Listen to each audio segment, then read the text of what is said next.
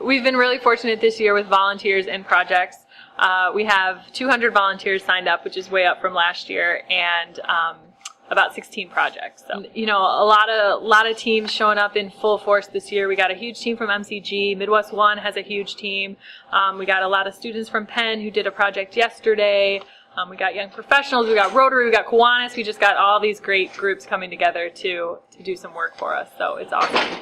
And this kind of starts to lead in for you guys for your main fundraising time of the year. So talk to us a little bit about that. Yep.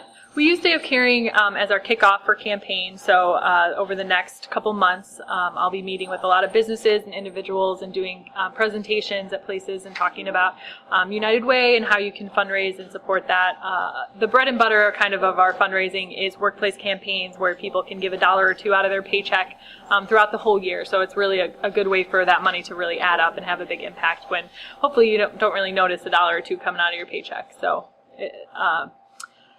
our focus this year of campaign is getting everyone engaged in the community, because I really feel like that's the way we're gonna really have a huge impact. It's not going to be through the dollars, which we need and which are really important, but if everyone gave a little bit of their time, that was really how we're going to see people be helped. How are we going to lift people out of poverty? I think we found that there's no amount of money that can necessarily do it without that being supplemented by a relationship or someone caring about that person and walking through their life with them and helping them in that way.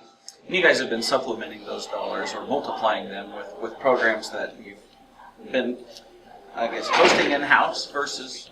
Yeah, so you're talking about like summer lunch and that kind of thing. Yeah, so we need to be meeting the needs. So you can't lift someone out of poverty if you're not meeting their immediate needs. So we have programs like Take Along, where kids can go home with a bag of food on a Friday to make sure their needs are being met on the weekend. We have Summer Lunch, which had 9 sites last summer, to one in University Park and Beacon, so make sure everyone can have access to these sites. So we still fund our usual programs that help people when they need help with rent through Love Inc. or Homelessness Coalition.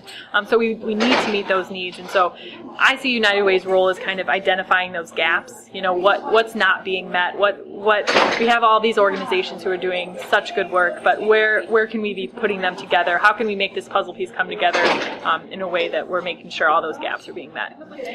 We have a really great video this year that tells 3 stories of women who either through volunteering or somehow being helped by volunteering. So we really wanted to focus on the impact that you can have as a volunteer on someone's life, and maybe that impact is on your own life. Volunteering can have a huge impact. It can make you healthier. It can make you happier.